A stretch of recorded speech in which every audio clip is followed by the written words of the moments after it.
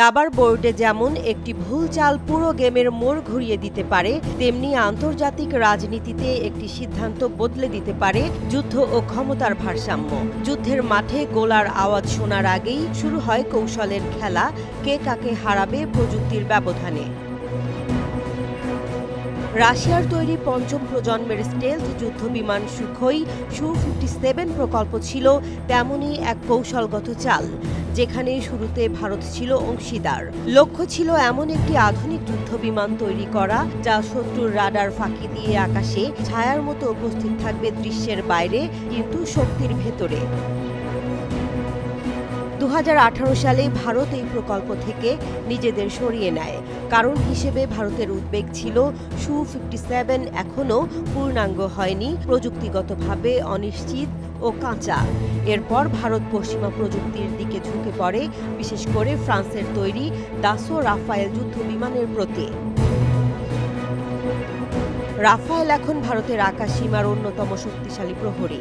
আফগানিস্তান, মালি, Libya ও সিরিয়ার মতো নানা যুদ্ধক্ষেত্রে লড়াই করে নিজেকে প্রমাণ করেছে এই মাল্টি রোল ফাইটার জেট। তবে সম্প্রতি একটি বিতর্কিত দাবি ছড়িয়ে পড়ে, পাকিস্তান চীনের এয়ার ডিফেন্স ব্যবস্থার সহায়তায় ভারতের দুটি রাফায়েল ভূপাতিত করেছে। রয়টার্স সূত্রে জানা গেছে, এই দাবিতে কিছু ভিত্তি রয়েছে, যদিও ভারতের পক্ষ থেকে আনুষ্ঠানিক কোনো প্রতিক্রিয়া আসেনি। বিষয়টি এখনও তদন্তাধীন। তবে এটি স্পষ্ট, যুদ্ধের ময়দানে যেমন বাস্তব সংঘর্ষ ঘটে, তেমনি তথ্য প্রযুক্তির যুগে তথ্য সংঘর্ষও হয় সমান ভয়ঙ্কর। যুদ্ধবিমান কেনা বা জোট নির্ধারণ করা শুধু প্রতিরক্ষার বিষয় নয়, এটি এখন ভূ রাজনীতির গভীর কৌশলগত সিদ্ধান্ত।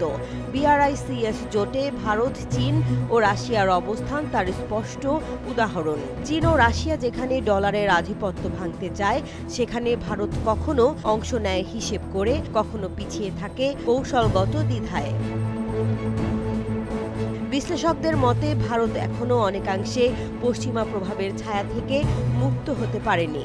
তাদের মতে ক্যালোনিয়ার হ্যাংওভার ভারতীয় নীতি নির্ধারকদের এমন সব সিদ্ধান্তে বাধ্য করে যা একদিকে নিরাপদ, অন্যদিকে সীমিত সম্ভাবনার। অন্যদিকে চীন জোর দিচ্ছে উদ্যোক্তা তৈরি ও বৈশ্বিক নেতৃত্বের দিকে, যেখানে ভারত এখনও বড় অংশে নির্ভরশীল চাকুরিজীবী সমাজের ওপর।